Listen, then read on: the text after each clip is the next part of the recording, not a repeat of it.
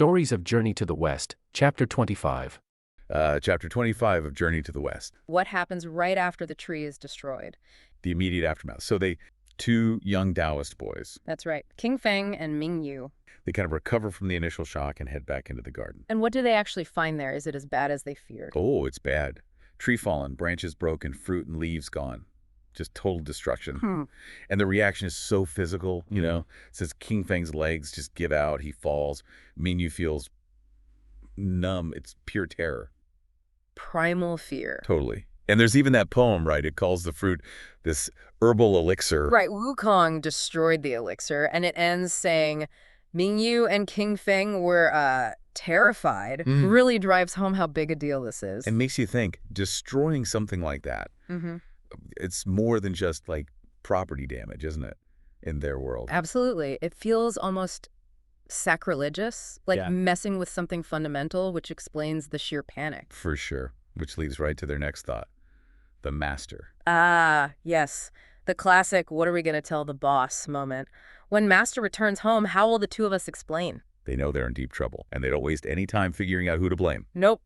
Straight to Wukong. That description is pretty memorable, too. Oh yeah, hairy-faced, thunder-mouthed fellow. Doesn't exactly paint a flattering picture, does it? It suggests, chaos follows him. Definitely. But then they immediately realize, okay, confronting him. Bad idea. Right. How could the two of us defeat the four of them? They're completely outnumbered, smart enough to know that. So direct confrontation is out. What's plan B? Deception. So the plan is, go back, pretend nothing's wrong. Just say, we miscounted the fruit. Our bad. Exactly. Oh. We just miscounted. Despite the, giant fallen tree in the garden. It's pretty brazen, but they don't stop there, do they? It's not just a cover-up. No, it escalates. They decide to lure the travelers into a trap. Okay. With food. They'll act all nice, offer them a meal, and then bam, slam the door shut, lock them in. Climb and lock. And not just one door. The text specifically says they lock multiple doors. Oh. Yay. They are serious about this. Wow. Taking no chances. Why go to such lengths? Well, they think Wukong's the thief, right? So their thinking is if they can catch the thief before the master gets back. Maybe they won't be in as much trouble themselves. Kind of shifting the blame preemptively. Pretty much. Self-preservation kicks in hard. Okay, so they've got this audacious plan. How does the execution go? They go back to the travelers, and it's like a total personality switch. Super polite. Apologizing for being rude earlier. Our words were crude. Don't blame us. Yep, total 30-80. But the travelers aren't completely fooled. Right. Baji apparently makes some sarcastic comment about their earlier insults. He remembers. He does. And crucially, Wukong. He knows. He understands in his heart but doesn't say anything. He sees right through it. But for whatever reason, he decides to play along. For now. Which leads to the meal. And they even list the side dishes. Yeah, pickled cucumbers, eggplant, radish, beans, the works. Woo, wook. It's such a mundane detail, isn't it? It really is. It kind of makes the betrayal feel even sharper when it comes. Totally. It grounds it. So they're eating, maybe starting to relax a little. And that's when the attendants make their move. Exactly. One boy on each side, slam, and the lock goes on. A big copper lock. Just like that, mid-meal. Poor Baji is completely confused, right? Yeah, he's like, why'd you lock the door while we're eating? Total bewilderment. And then the niceties stop. The insults start flying. Oh, yeah. The politeness evaporates. They turn on Baji, calling him basically a greedy, food-stealing, bald thief. The irony, blaming Baji when Wukong's right there. And they accuse him of the crime of unauthorized eating of garden fruits. It's completely misdirected rage. And the threat they make is pretty intense, too. What was it again? Something about rebirth. Yeah, basically, if you ever hope to see the Buddha in the Western heaven, you'll have to be reborn as something lowly first. Like a really nasty curse. Yeah. Yikes. No wonder Tang Monk gets worried. Dropped his rice bowl and felt a stone in his heart. Yeah, he knows this is serious trouble. And the attendants don't just lock the one door, they go and secure all the gates. Yep, front gate, second gate, Oh. making sure they're trapped, and they just keep yelling insults at them. All the way until nightfall, just shouting abuse. Apparently so. Their fear and anger just boils over, and they're determined to keep them locked up tight. But right now, Tang Monk is reading Sun Wukong the Riot Act. Oh, absolutely. Tang Monk is, well, he's horrified. Yeah. Very concerned about proper conduct, the consequences. He basically tells Wukong, look, stealing and then wrecking their magic tree, that's bad. Really bad. He says something like, even if your dad was the emperor, you couldn't smooth this over if they complained. He's stressing the seriousness. And Sun Wukong, is he immediately remorseful? Not quite. No. His mind jumps straight to, how do we get out of here? His plan is simple. Wait till the caretakers are asleep. Yep. Let's just sneak out tonight, he says. Very impulsive. But then comes Pigsy. Good old Pigsy. Always practical. He raises a rather obvious point, doesn't he? He does. Monkey, how are we getting out? There are multiple doors and they're all locked. Seriously locked. A very fair question. And Sun Wukong. His response is pure confidence. Don't worry. Old Sun has his ways. You know, vague but very sure of himself. Which naturally makes Pigsy suspicious. Immediately. Nah. And he comes out with that great line. Oh, the one about transformation. It's perfect. Yeah, he said something like, oh, you'll be fine. You'll just turn into a fly or a worm or something. Slip through a crack in the window. And leave us poor guys who can't change shape stuck here holding the bag. You can just picture him grumbling. It really shows that tension, how Pigsy expects Wukong might just save himself. It really does. Pigsy often voices that more self-serving practicality. He sees the potential downside for everyone else in Monkey's plans. And Tang Monk picks up on this possibility too, right? That Wukong might actually ditch them. He does, and he pulls out his ultimate trump card. The old chant. Which sounds mysterious, but as you know, it's not some forgotten scripture. No, it's his secret weapon. The headache spell linked to that golden fillet on Sun Wukong's head. His main tool for control. If Wukong steps out of line, zap. Agony. And Pigsy's reaction to hearing old chant. It's brilliant. Pure comedy. He's totally confused. Starts listing actual Buddhist scriptures. Right. Is it the Shurangama Sutra? The Diamond Sutra? Never heard of an old chant sutra? He completely misses the threat. Shows where his mind is at, doesn't it? More earthly concerns. Definitely. So Sun Wukong has to spell it out for him. No, it's the tight fillet spell, the tight fillet sutra. And crucially, he makes a promise. Master, don't chant it. I won't abandon you. I promise we'll all get out together. So, despite everything, that spell still holds power over him. He respects, or at least fears, Tang Monk's authority when push comes to shove. Seems like it. He values his freedom, sure, but that pain is real. And then right on cue, Note falls. the moon comes up. Perfect timing. And Wukong says, okay, it's quiet, the moon's bright. This is it, time to go. But Pigsy's still stuck on the practicals. Still worried about the locks. Seriously, Monkey, the doors are locked. How? He needs a concrete answer, not just bravado. He doesn't want any tricks that leave him behind. And this is where Sun Wukong finally shows his hand. Or rather, his staff. Yeah, no clever transformations this time. It's more direct. He pulls out the golden hooped staff. And uses what the text calls an unlocking method. Which sounds technical, but It's basically brute force with a fancy name. pretty much. He points the staff, there's a loud crash. Several layers of door locks fell, and the doors swung open with a whoosh. Just like that. Effortless power display. Pigsy is stunned, Genuinely amazed. His comparison is great. saying even a blacksmith with, like, lock picks couldn't do it that smoothly. Such a down-to-earth way to describe incredible magic. It really lands the effect. And Sun Wukong, well, he laps it up. Of course. He boasts, this door! Nothing. I could pop open the southern gate of heaven just by pointing. Total confidence, maybe a little bit of arrogance there. Just a touch. Way clear. They're off. Tang Monk on the horse, Pigsy carrying the bags, Sandy leading the way. Westward ho. But wait, Sun Wukong isn't quite done back at the temple. Ah, right. He's got some loose ends to tie up. You could say that. He wants to make sure those two young caretakers don't wake up and raise the alarm too soon. He needs a head start. His plan. Make them sleep for a month. A month? Wow. Yeah, just to be sure, delay any pursuit. And Tang Monk immediately chimes in. As always, the moral compass. Disciple, do not harm them. He explicitly warns against committing another sin, like profiting by harming others. Really highlights that fundamental difference between them, doesn't it? Wukong's focus is escape by any means. Tang Monk's is the right means. Always the ethical considerations. And so Wukong just says, I understand, or I know. yeah, very brief. Does he really get it? or just mean he knows how not to physically harm them. It's a bit ambiguous. And his method for this month-long nap is interesting. Very. Not exactly conventional sedation. He uses sleeping insects. That's right. Little magical bugs he apparently won. One from whom? From one of the heavenly kings, Zeng, back at the Eastern Gate of Heaven. Okay, so that's a callback to his previous adventures in the celestial realm. Exactly. It shows his resourcefulness isn't just about brute strength or transformation. It's also about these odd tools and connections he's picked up along the way. So he sneaks back, releases these bugs into the caretaker's room. And poof, they're out cold. Snoring soundly, the text says, no hope of waking up. A quick, clean, in one sense solution? Ethically? Maybe less clean. Definitely morally gray. Then he zips off, catches up with the others. And they travel hard all night. Non-stop, until dawn breaks. And Tang Monk is, understandably, wiped out. And he's not shy about blaming Sun Wukong. Nope, this monkey. You've killed me.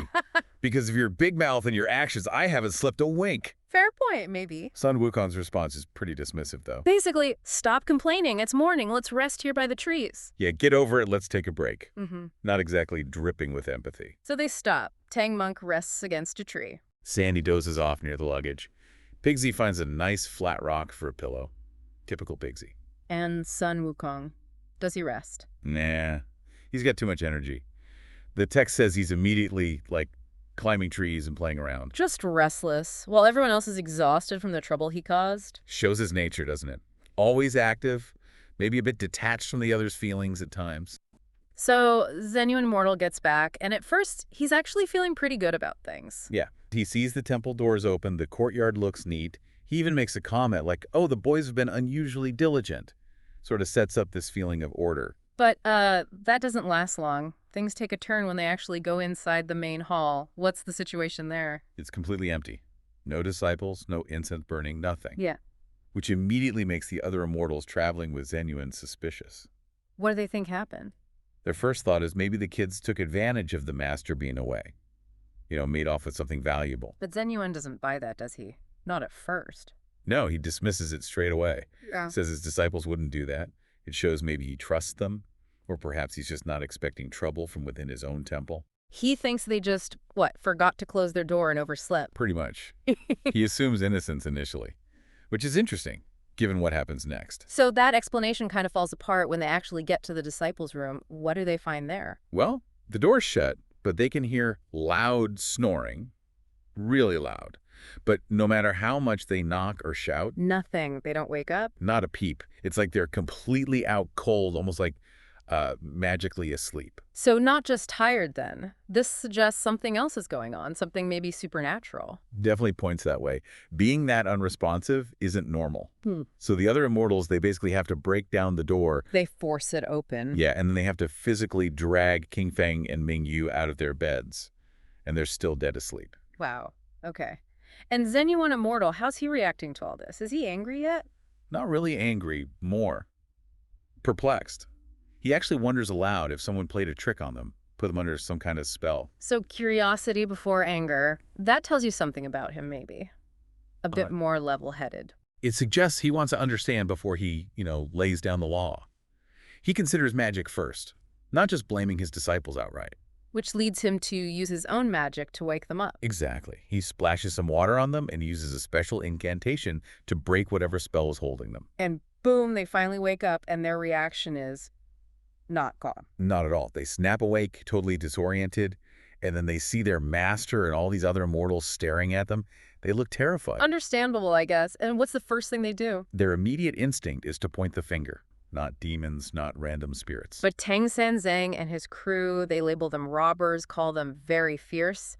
And it immediately paints the pilgrims as the villains in this whole mess, at least from the disciples' perspective.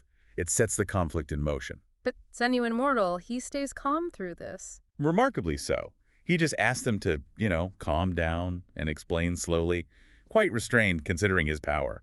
Okay, so King Feng starts telling the story. This happened right after Zenuan left. Yeah, he explains that Tang Sanzang and his disciples, 4 of them, plus the horse, arrived shortly after the master departed. Good to get the head count right, establishes who was there. Right, and King Feng says they did exactly what Zenuan told them to do. They offered Tang Sanzang 2 ginseng fruits. So he refuses to eat them. King Feng and Ming Yu decide to eat one each themselves.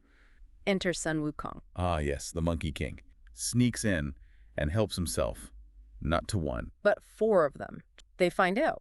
Ugh. They confront him. The disciples said he used supernatural means. Yeah, they described him getting really angry. So much that they're actually crying while telling Zenyuan this story. Yeah, they're genuinely distressed.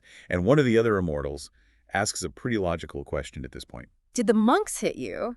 Makes sense to ask that, right? If they're crying and talking about a confrontation. It's the natural assumption, physical harm. But Minyu shakes her head. No, they weren't hit. So what did Wukong do that was so bad? This is the big reveal. Minju says he didn't hurt us, but he knocked down our ginseng tree. Whoa. Not just stole fruit, but destroyed the source, the actual tree. That's huge. Oh, exactly. It escalates things massively. This isn't just petty theft anymore. It's destruction of an incredibly rare, ancient, magical treasure. This is where Zenyuan's reaction really shifts. But still, surprisingly, not immediate rage. He seems almost aware. Yeah, it's interesting. He doesn't fly off the handle. Instead, he actually identifies Sun Wukong. He says something like, that must be Sun Wukong, that tie loose immortal. He knows who he is. Knows about his reputation, causing trouble up in heaven. Seems like it. He recognizes the name and the power level. A Tai Lusa immortal, basically a powerful, free agent immortal, not part of the main celestial hierarchy, often means unpredictable. So his reaction isn't just calm, it's informed calm. He knows this monkey is capable of serious trouble. Precisely. It suggests he understands the scale of the problem now. It's not just some random travelers. It's Sun Wukong. Okay, so he knows who did it. Then he asks the key question. Can the disciples actually point them out, identify them? And King Feng says, absolutely. Yes, we can recognize them. So despite the initial calm assessment, Zenyuan is definitely not letting this slide. What are his orders? He tells the disciples, go prepare the punishments.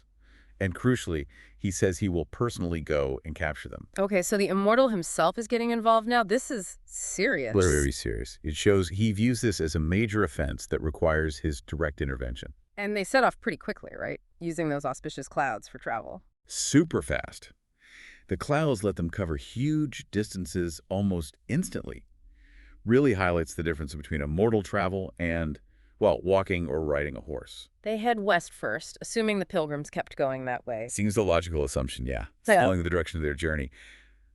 But they don't find them. So they turn back east, and they overshoot them by a lot. By over 900 miles, it really drives home how fast the immortals are moving compared to the pilgrims. Especially when you find out Tang Sanzang's group only managed about 120 miles overnight on horseback. That's a huge speed difference. A massive gulf. Shows even immortals can misjudge mortal pace sometimes. But they do eventually spot them. How? Who sees them? It's actually one of the immortal children with Zenyuan who points them out. Said something like, look, isn't that them resting under that tree by the road? And Zenyuan confirms it is. So what are his instructions now? Does he swoop down immediately? No, he tells King Feng, okay, you head back to the temple now, get ropes ready, presumably to tie them up. And Zenyuan himself will handle the actual capture. Yep. He says he'll apprehend them himself. So King Feng immediately turns his cloud around and heads back to the temple as ordered. So picture this. Zenyuan Daxian. But interestingly, he doesn't just, storm after them breathing fire. No. No, he adopts a rather clever disguise first. Okay. This is a brilliant bit of storytelling. He magically transforms himself. Into what? Into a wandering Taoist priest. And the details in the text really paint a picture. Okay, like what? Well, he's wearing a risak, which is like a patched robe, suggesting a simple, wandering life. Okay, humble. Right. And a vluho, a lugong sash. He carries that's a duster, and a fish drum. You could almost hear it, tapping gently. Adding to the whole unassuming image. Totally. It's a really carefully constructed disguise, designed to lower their guard, What else? He's got ekud, tangyin, these 3-eared straw sandals, and a 9-yang headscarf. It completes the look of this humble traveler. And then there's this detail about him singing. Yeah. As he approaches, the text says he's singing moon high. It adds this almost ethereal quality to his approach. Kind of spooky, actually. So this figure, this disguised immortal, encounters Tang Monk, who's just resting by the roadside. Right. And Zenyuan Daxian engages him very politely at first, just asking about their travels, where they're from. And Tang monk being, always courteous. Always. He tells him about their journey, coming from the Tang dynasty, heading west to get the scriptures. Zenyuan Daxian then asks, kind of casually, if they've passed through any interesting mountains or places lately. Trying to lead him on. Exactly. And Tang monk, still completely unaware, asks the name of this place, this immortal palace they're near. And Zenyuan reveals it. Wishuang Temple on Longevity Mountain. Bam. Now, Sun Wukong, monkey, Oh. he's there too, right? Oh, yeah. And whether it's guilt or just his usual, quick thinking, Yeah. maybe too quick. He immediately jumps in with this just totally unbelievable denial. Claims they haven't been anywhere near it, stuck strictly to the main road. Classic Wukong, maybe, but Yeah. probably not his best lie. Not at all. And Zenyuan Daxian, who clearly knows way more, just cuts right through it. What does he say? He basically says, look, don't play games with me. I know it was you lot who messed up my ginseng tree. There's no point running. Just give it back. Direct accusation. Okay. And how does the famously quick-tempered Monkey King respond to that? True to form, instant fury. No more denial, no trying to talk his way out, just pure action. He attacks. Immediately pulls out his iron staff and goes right for Zenyuan Daxian. Wow. But Zenyuan Daxian, as we're learning, Oh, he's on another level. completely. He just evades the blow, like effortlessly, and ascends into the sky, glowing with this auspicious light. And Wukong, never one to back down. Naturally follows him straight up, ready for a fight in the air. Okay, so then comes the big reveal, right? Zenyuan Daxian drops the disguise. He does, sheds the humble priest look and appears in his true immortal form, right there in midair. And the contrast is just striking. Tell us about it. What does he look like now? Okay, so now he's wearing a purple gold crown. Very regal. Signifies his status. Definitely. And a pearl, which is described as a carefree crane cloak. Again, emphasizing his immortal nature. Silk sash at his waist. And his appearance. He looks youthful, but carries this air of, profound authority. Handsome face, 3 elegant whiskers, and remarkably, his only weapon. What is it? A jade duster, a chin. That's it. Suggests someone who doesn't really need brute force, That's fascinating. Meanwhile, Sun Wukong is probably going wild with his staff. Oh yeah, unleashing this whirlwind of attacks. It's described as more raw power than refined technique at this point. But Zenyuan Daxian. With what seems like just effortless grace, he deflects every single blow, just using that jade duster. Wow, it really highlights the difference, doesn't it? Wukong's impulsive strength versus the immortal's, disciplined power. Precisely. And after this brief but pretty intense exchange, Zenyuan Daxian decides it's time to use his really big move. Okay, what's that? His formidable technique, the mastery. Sleeve universe. Sleeve universe, what does that even mean? It basically suggests mastery over space itself, containing the universe within his sleeve. Whoa. Okay, this is a truly captivating moment in the story. What happens? He just unfurls his sleeve, that's it. And in an instant, Yeah. all 4 monks, Tang monk, Wukong Baji, and Sha monk and their horse, they're just swept up, contained, inside his seemingly ordinary sleeve. Just like that. Gone. Gone. It speaks volumes about the sheer gulf in their power level. Incredible. It's a display of magic that really underscores how extraordinary Zenyuan Daxian is. Absolutely. And there's even a touch of humor mixed in. Oh, yeah. With Pigsy. Of course. Zubaji, ever practical and maybe a little slow on the uptake. Yeah. He mistakes being trapped in the sleeve for being stuffed into Chiva like giant trousers or something. Seriously. Trousers. Yeah, Sun Wukong has to quickly correct him, like, no, idiot, this is magic. Clarifying their truly weird predicament. Oh, Baji. And of course, leave it to him to try the direct approach, right? You guessed it.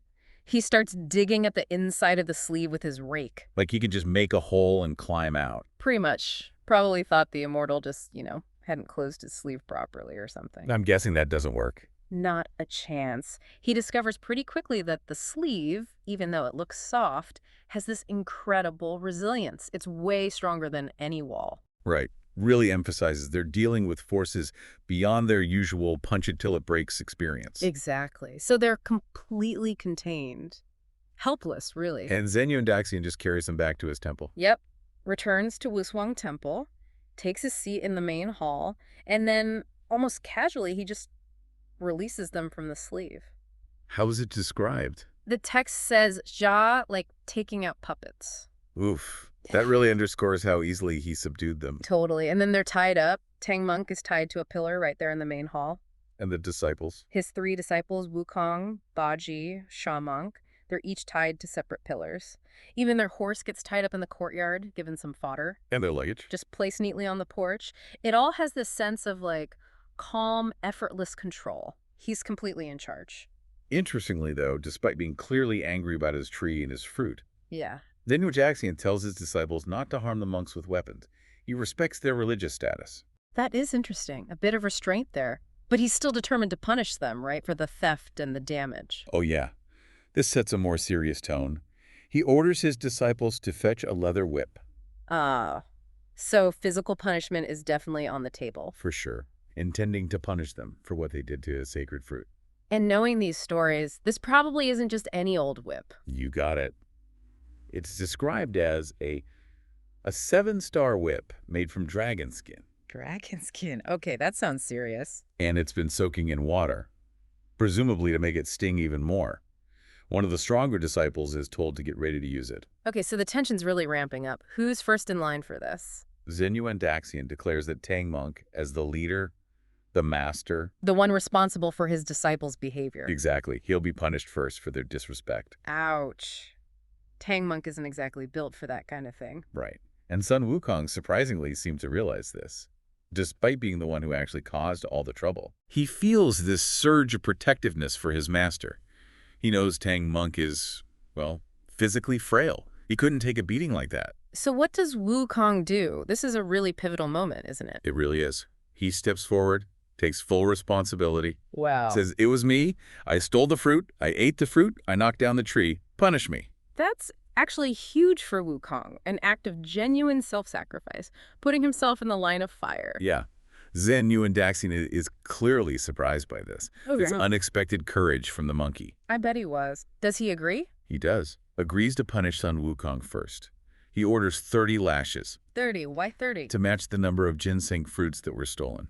A specific number. Okay, so Wukong's about to get whipped with the dragon skin whip, but this is Wukong we're talking about. Exactly. And here we see his characteristic resourcefulness, or maybe cheating, depending on how you look at it. What does he do? He secretly uses his magic to transform his legs into 2 legs of solid wrought iron. Of course he does. To withstand the beating without actually getting hurt. Clever and resilient. So the disciple lays into him, delivers the 30 lashes. By the time it's done, it's almost noon. But Zenyu isn't finished, is he? Nope. Not satisfied. He then orders Tang Monk to be punished anyway. For what reason this time? For failing to supervise his disciples properly. For their negligence. Okay, so master's responsibility again. Right. But once again, Sun Wukong jumps in. Again? Yeah. Further showing this, like, newfound sense of responsibility, he insists his master knew nothing about it, that it was all their fault, and he offers to take the punishment for Tang Monk's supposed negligence, too. Wow. Doing it twice really underscores a change in him, doesn't it? It's not just impulsive protection anymore. It seems like it. And Zenyu actually acknowledges this. He comments on Wukong's unexpected filial piety. Loyalty to his master. So he agrees again to whip Wukong instead of Tang Monk. Yes. So Wukong gets another 30 lashes. Another 30. Yeah. And presumably his iron legs hold up. They do. The description afterward is quite telling. Wukong checks his legs, and they appear, basically, as bright as mirrors, all polished up from the beating. Bet he feels no pain. No pain at all. Really emphasizes how effective his magic was and how determined he was to protect his master. So that's 60 lashes in total for Wukong, even if he didn't feel them. What happens next? Well, the day's ending. And Zenyu, still not quite finished with them, orders the whip to be soaked in water overnight. Preparing for more punishment the next day. Seems like it. More interrogation, more beatings threatened for the morning. The disciples then have their evening meal. They go off to bed. Leaving our heroes tied up and in a really precarious spot. Wow. Yeah. And the Tang Monk is, shall we say, not handling it well. Bless his heart, no. He's complaining, and he's pretty much laying all the blame squarely on his disciples. It's fascinating how he's consistently shown like this, isn't it? You might expect, a holy man to be this pillar of strength. You're right. Unwavering. Yeah, but he often shows this very human vulnerability. And like you said, that tendency to point fingers when things go wrong. Makes you wonder about the ideal of the quest versus the well, flawed reality of the people actually doing it. Definitely. And then there's Sun Wukong's reaction, which is just pure Wukong. Oh, absolutely classic. He basically dismisses the Tang monk's whining, almost scoffs at the idea that these ropes could possibly hold him, which is such a Wukong thing to do. That's boastfulness. Yeah. It's almost arrogance, right? It's such a key part of his character. But does it usually come before he pulls off something amazing? Often, yes. It makes you wonder, is it just bravado? Or is it like genuine confidence based on everything he's done before, wrecking the Heavenly Palace and all that? Good point. And then you get Baji piping up. Baji. Always ready with a comment. Ever the comic relief, yeah. He makes this sarcastic crack about Wukong's history of escaping tight spots, basically saying, oh, these little ropes, this is nothing compared to the messes you usually get us into and out of. Baji's sarcasm, it does lighten the mood, but it also kind of reminds us, doesn't it? Reminds us of their shared history. They've been through a lot together, often because of Wukong. Right, and there's this sort of shared understanding. Wukong gets them into trouble, Wukong gets them out. It adds this layer of, well, maybe grudging camaraderie. Exactly. And Wukong naturally doubles down. He insists he can escape anything. Famous last words. Or maybe just an accurate prediction, knowing him. Well, with Wukong, you never quite know, but often the boast turns out to be true. And here's where it gets clever. Okay, the escape itself. Right. Under the cover of night, he uses his shape-shifting powers, shrinks himself down, tiny. Like really small. Almost imperceptible, the text suggests. Right. Small enough to just slip right out of those supposedly inescapable ropes. Wow. Talk about thinking outside the box. Or shrinking inside the ropes, I guess. Yeah. Unties the Tang monk, Baji, and Sha monk, too. But the escape isn't just untying knots. There's more. He comes up with this pretty ingenious plan involving willow trees. Yes, the decoys. He tells Baji to uproot 4 willow trees. And Baji actually does it. Usually he avoids work like the plague. Well, in a moment of, let's say, uncharacteristic effort, Baji manages it. Shows how serious things must have felt. Right. It underlines the urgency. Maybe it's loyalty. Maybe it's just fear of getting caught again. But something motivates him beyond his usual, laziness and hunger. Precisely. So Baji gets the trees. And then Sun Wukong works his magic. He breaks off branches, gets everyone back inside, reties the original ropes to the pillars. Gotta maintain the illusion. Exactly. And then, this is the dramatic part, he spits his own blood onto the willow trees. Whoa, hang on. His blood. His own blood.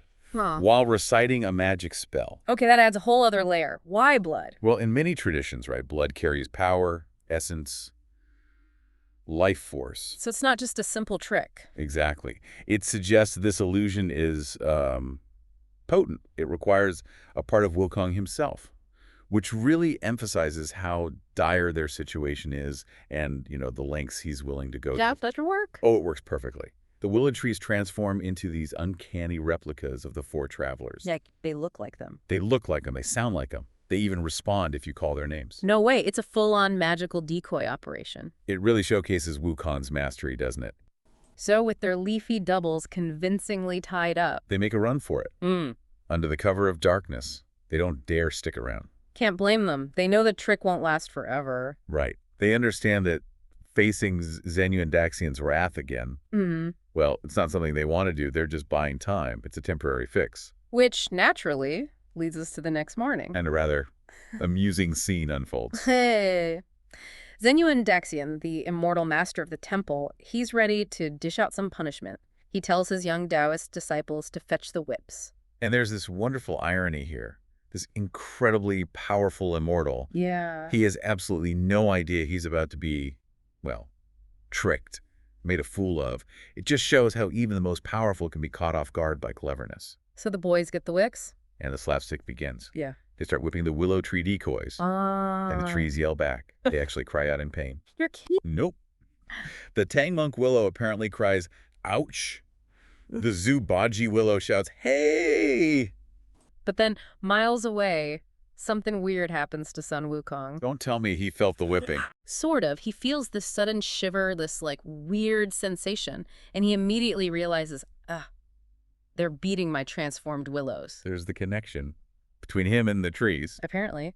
Through the magic, maybe the blood he used, he tells the Tang monk what's happening, that there's this sympathetic link.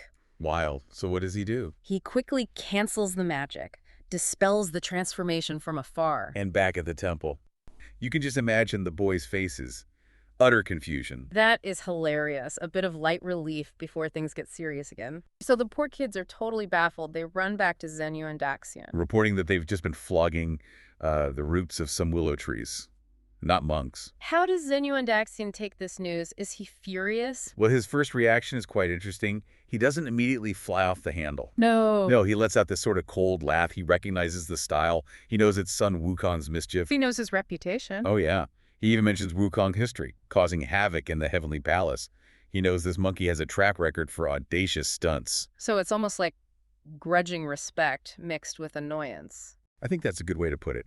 He maybe recognizes the skill, the sheer nerve of the trick, sees a bit of a kindred spirit in causing chaos, maybe? Except this time, the chaos is directed at him. Precisely. And while he might appreciate the cleverness on some level, his authority, his pride, they've been directly challenged. Escaping is one thing, but replacing themselves with trees. It's a direct insult, an affront that he simply cannot let stand. It has to be punished. No doubt about it. So Zenyu and Daxian doesn't waste any time. He immediately gives chase. Mounts his cloud, off he goes. And it doesn't take him long at all to spot the four travelers trying to make their getaway. And this quick pursuit, it just underscores how powerful Zenyu and Daxian really is, his reach. Yeah, escaping him by just trickery. Probably not a long-term solution. It really speaks to the limits of just being clever when you're up against overwhelming power, doesn't it? For sure. So he descends, his voice booming out, demanding they return his ginseng fruit tree. Ah, the tree. Let's not forget that's what started this whole mess. The original sin, so to speak. And that tree, it serves as this really potent symbol, doesn't it, of temptation and consequence. Their inability to resist led them straight here. Makes you think about desire and how seemingly small actions can have these huge unforeseen results. And Zubaji, seeing Zenyu and Daxian coming for them, how does he react? Oh, classic Baji. Basically an, oh dear Lord, here we go again moment. Pure panic. Bless his cowardly heart. But his fear, his complaining, it provides that sort of relatable human touch amidst all the magic and gods, you know. Yeah. He often says what the others might be feeling but are too proud or focused to admit. True. But Sun Wukong, his reaction is, as always, the complete opposite. Let me guess. Fight. Exactly. He turns to the Tang monk and basically says, Master, look, just for once, forget the compassion. Let's just beat this guy senseless and get on with our journey. Which is a rather unmonk-like suggestion. Just a bit.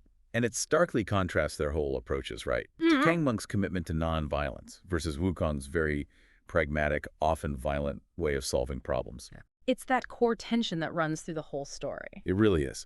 So how does the Tang monk respond to this suggestion of violence? Unsurprisingly, he's utterly terrified, says nothing, just frozen. So the disciples take matters into their own hands. Yep, Sha monk raises his staff, Zubaji gets his rake ready, and Sun Wukong lifts his famous iron cudgel. They square up to him. They surround Zenyu and Daxian right there in midair, weapons ready. It looks like a serious fight is about to break out. And that image, these three powerful, flawed but powerful figures, facing off against an even more powerful immortal, it sets the stage for something big. Despite all their issues, they unite when faced with a common enemy. Shows that degree of loyalty, maybe interdependence, even it's forced by circumstance. And this is where the tension really hits its peak.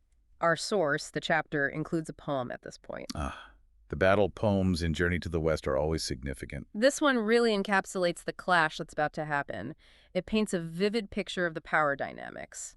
It mentions Zenyu and Daxian having 3 divine weapons. 3 divine weapons against their 3. Against Sun Wukong's staff, Zubaji's rake, and Sha monk's staff. Okay, so the poem immediately establishes Zenyu and Daxian as seriously formidable, even against 3 opponents. Right. And get this, it also says he defends himself with just a horsetail whisk initially. Just a whisk. That suggests almost Effortless superiority, like he's barely trying at first. Exactly. The poem strongly implies this isn't going to be some quick brawl. It hints at a long, difficult fight. It foreshadows the struggle. Yeah, the final lines really hit home how serious this is. They basically question if the pilgrims can ever reach the West if they struggle this much against just one immortal. So the poem isn't just describing the fight, it's raising the stakes for the entire journey. Totally. It suggests the path ahead is going to be filled with enemies of incredible power. Beings who require more than just Wukong's tricks or brute force to overcome. It really makes you ask, what else will they need? What other resources, inner or outer, will they have to find to actually succeed? And Zhenyu and Daxian basically catches them again. Right, like immediately. Yeah, almost instantly. He catches all 4 travelers, the monk, the disciples, even the horse and the luggage. Swift. How does he do it this time? I remember the first time was impressive. Well, get this. He uses his fly whisk, that Taoist whisk, and then his sleeve? His sleeve. Seriously. Right. Like he just scoops them all up in his sleeve. That's exactly how the text describes it. Bundles them all up, monk, disciples, horse, everything into his sleeve, and just whoosh, transports them back to the temple. It emphasizes how effortless it seems for him. Wow. Okay, so they're back at the temple, captured again. What happens then? How do they get out of the sleeve? Just as easily as they went in, apparently. He takes them out, and then they're tied up. Tang Monk gets tied to a locust tree, a short one. And the others? Pigsy and Sandy are tied to trees on either side of him. And Sun Wukong, Monkey, he's just bound up and left on the ground. And knowing Monkey, he probably has something to say about this. Oh, absolutely. Classic Monkey. He just sort of casually remarks something like, oh, I guess we're going to be questioned now. Like, it's no big deal. Chuckles slightly. Yeah, that sounds like him. Completely unfazed. Or pretending to be. Right. But things are about to get much more serious than just questioning. Zhenyu and Daxian orders 10 bolts of long cloth. 10 bolts. What for? Well, Monkey, of course, has a theory. He sarcastically suggests maybe it's for making medium sleeves, or maybe just, a single mouthful of cloth. Always cracking jokes. Even tied up on the ground. But that's not the real reason, is it? No, not at all. The real plan is much darker. They're going to use this home-woven cloth to wrap up Tang Monk, Pigsy, and Sandy completely. Like mummies. And Monkey, with his grim sense of humor, pipes up that it looks like they're preparing them for a big coffin. Yikes. Grim is the word. But wait, it gets worse, doesn't it? It does. After they're wrapped, Zhenyu and Daxian orders lacquer, raw, and ripe lacquer they collected themselves to be smeared all over the cloth. Lacquer. They're going to lacquer them. Yep. Thankfully, they leave their heads and faces uncovered. A small mercy, I suppose. I guess so. And Pigsy. Pigsy, being Pigsy, apparently worries about the practicalities. Asks if they'll leave holes at the bottom for excrement, as the text puts it. Oh, Pigsy. Even in mortal danger. Hmm. But okay, lacquered monks. What next? This can't be good. It isn't. Next, they bring out a huge pot. A cauldron, basically. Okay, now I'm really worried. Monkey tries to stay optimistic, or maybe just sarcastic again. Jokes that maybe it's for cooking them a meal. Pigsy just kind of resigns himself, saying at least he'll be a full ghost. Oh, man. But it's not for food, is it? No. Zhenyu and Daxian orders firewood piled up, a huge fire lit. And then he orders a pot of clear oil to be heated until it's boiling. Rolling, the text says. Boiling oil? Oh, no. And the order is specific. Throw Sun Wukong in first. Fry him once, he says, as revenge for the ginseng fruit tree. Fry Monkey. Wow. Okay. That's intense. How does Monkey react to that? This is the amazing part. He overhears this, and the text says he's secretly delighted. He's actually happy about it. Happy? About being thrown in boiling oil. Why? His reasoning is just peak Monkey. He thinks, hey, I haven't had a bath in ages. My skin's all dry and itchy. A dip in boiling oil sounds perfect. Laughs incredulously. No way. That's insane. Is he serious? It's hard to tell if it's pure bravado or genuinely strange logic, right? But that's what he thinks. A nice hot oil bath. Unbelievable. But even he must have some self-preservation instinct. Is he actually going to let them throw him in? Well, he does have a moment of caution. He worries that the Immortal's magic might be too strong, that maybe you can't counter it inside the pot. So he quickly looks around. Planning something. Always planning something. He spots a sundial to the east, and crucially, a stone lion to the west. Okay. A stone lion. Yep. So quick as a flash, he rolls over towards the west, bites his tongue hard enough to draw blood, spits the blood onto the stone lion, and shouts, transform, and bam! The stone lion instantly turns into a perfect copy of Sun Wukong, tied up exactly as he was. Whoa! So he swapped himself out. Pretty much. His real self, his spirit, leaves his body, flies up into the clouds, and just watches the whole scene unfold from above. That's incredibly clever. Okay, so the Taoists don't know they're about to try and fry a rock. Exactly. A little immortal reports the oil is boiling hot. Zenyu and Daxian says, okay, bring the monkey. And they try to lift the stone monkey. They do. 4 young Taoists try. Can't budget, they get 4 more, still nothing. Even with 12 of them, this monkey is stuck fast. Suckles, I bet. Yeah, the others are commenting like, wow, this monkey's heavier than he looks, he's really solid, clings to the earth. It's kind of comical, actually. So how do they finally get it in the pot? They eventually need 20 of the small immortals to heave this stone lion replica up and toss it into the boiling oil. And what happens then? Please tell me it makes a huge mess. Oh, it does. There's a loud clang overcoils as the stone hits the metal pot. Scalding hot oil splashes everywhere, burns the faces of the poor Taoists nearby, gives them blisters. Ouch. Serves them right, maybe. Well, yeah, and then it gets worse for them. The kid, tending the fire, yells out that the pot is leaking. He broke the pot. Smashed it. All the expensive oil drains out, and there at the bottom, amidst the broken pot shards, is just a stone lion. Oh, brilliant. Wow. Totally fooled them. How does Zenyu and Daxian take this? He is furious, absolutely enraged, calls Monkey impudent, realizes he's been completely played. Yeah, I imagine he would be. He complains that trying to deal with Monkey is like, trying to grab sand or catch the wind. It's impossible. You can just feel his frustration. So does he give up on Monkey then? For the moment, yes. He basically says, fine, let him go. It's not worth the effort right now, but there's always a but, isn't there? He's still determined to get revenge for his tree, so he immediately turns his attention back to the others. Oh no. Who's the target now? The main man himself. Tang Monk. Zenyu and Daxian orders him to be unbound from the tree. Okay, maybe he's letting them go. And tells his followers to get a new pot ready. To fry the Tang Monk instead. Fry him to avenge the tree. What? No, he wouldn't. Seems like he would. The little immortals start untying Tang Monk, unwrapping the cloth. The danger just shifted massively. But Monkey's watching from the clouds, right? He must hear this. He does. He hears the plan to fry his master, and he knows Tang Monk has absolutely zero defense against boiling oil. He's just a normal human monk. So he has to do something. And he does. Immediately. He swoops down from the sky, bold as ever, lands there and shouts, hey, don't damage those wrappings. I'll go in the pot myself. Wow.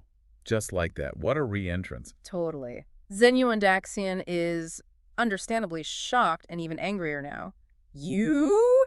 How did you sabotage my stove? He demands. And Monkey's answer, I bet it's cheeky. You bet correctly. Pure cheek. He basically blames Zenyu and Daxian, saying, well, you shouldn't have messed with me. Then he claims he was actually looking forward to the oil soup. Oh, come on. But, he really needed to use the restroom first. Wouldn't want to pollute the nice clean oil before his bath. The audacity. He actually says that. Yep. And then he sarcastically offers himself up again. Go on, fry me instead of my master. Incredible. Just incredible nerve. And how does the immortal react to that? The text says Zenyu and Daxian gives a cold laugh, not amused. And as Monkey steps out from a hall, the immortal reaches out and grabs him. So Monkey's caught again, right after his big heroic return. Seems like it.